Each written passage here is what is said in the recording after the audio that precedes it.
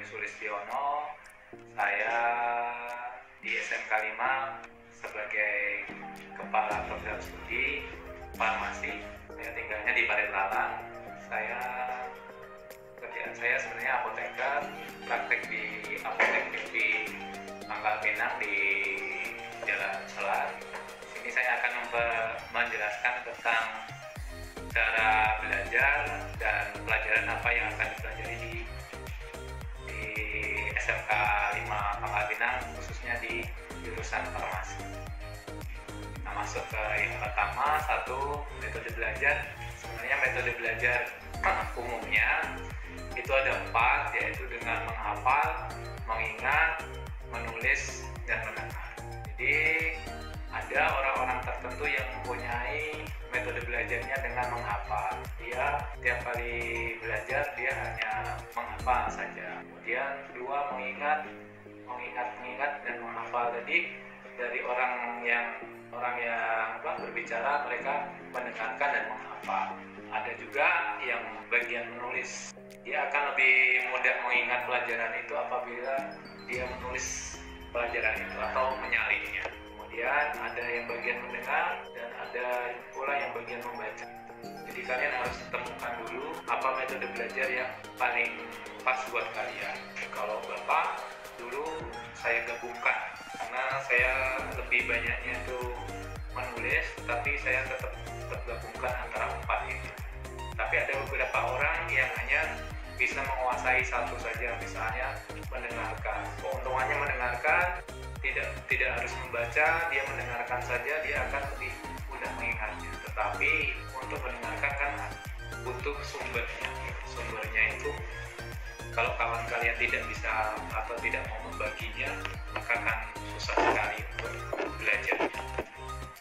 Kemudian ada juga kita buat brain map. Brain map di sini menggambarkan yang penting-penting kita buat sebagai gambar yang ada di otak kita.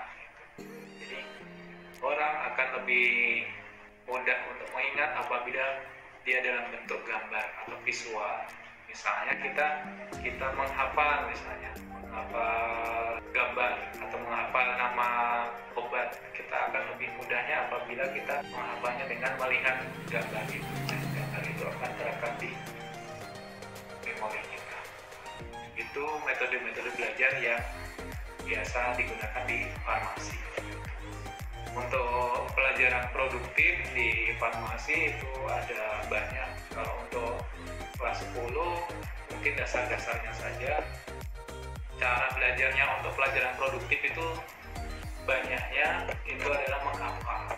Tetapi saran Bapak jangan cuma menghafal saja, tetapi dipahami. Misalnya dalam hal cara kerja obat. Cara kerja obat itu awalnya kita memang menghafal, tetapi setelah itu kita harus memahami.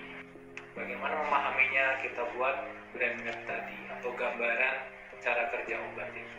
Dengan adanya gambaran tadi, maka kita akan lebih mudah untuk mengingat belajar atau pelajaran itu. Ada juga dari kelas 10 mungkin besok akan praktek. Walaupun kita dalam kondisi yang sekarang ini, tetapi kita usahakan untuk praktek. Mungkin nanti yang ke sekolahnya kita akan buatnya setengahnya saja. Tapi praktek penting di SMK.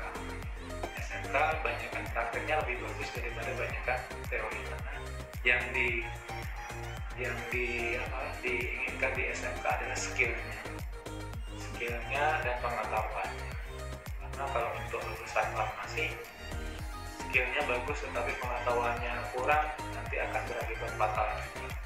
Pengetahuannya bagus tetapi dia lelet, akhirnya pekerjaannya akan terbengkalai. Seperti itu. Kemudian di SMK 5 khususnya bagian farmasi kita nanti akan ada 2 lab resep dan lab kimia. Untuk lab resepnya nanti akan kepala labnya Ibu Mini, kemudian untuk yang kimianya Ibu Linda. Di situ kalian akan belajar cara menimbang obat. Gimana sih cara menimbang obat? Menimbang obat itu bukan hanya dia harus cepatnya, tetapi harus tepatnya gitu. karena cepat-cepat kalau misalnya dia tidak tepat akan berlebihan jumlah yang ditimbang.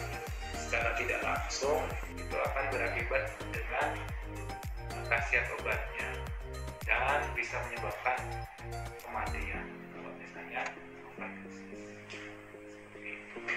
Di SMK 5 kayak guru-guru farmasinya senang-senang saja atau lebih happy saja sih, tidak keras, tidak menakutkan seperti yang dipikirkan.